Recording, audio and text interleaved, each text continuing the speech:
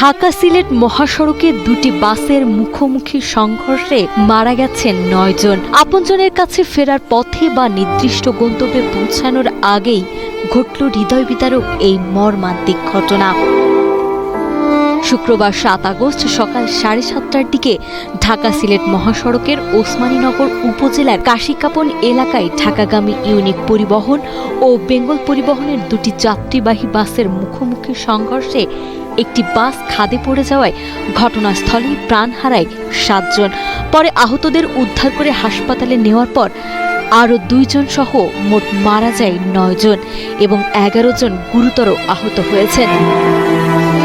অনেকেরই বুক ভরা স্বপ্ন ও আপনজনের কাছে পৌঁছানোর আকুল আকাঙ্ক্ষা চিরতরে নিভে গেছে এই মর্মান্তিক দুর্ঘটনায়, যেখানে মুহূর্তের মধ্যেই আনন্দমুখর যাত্রা রূপ নিয়েছে স্বজনহারাদের বুক ফাটা আর্তনাদে আর এক গভীর শোকে।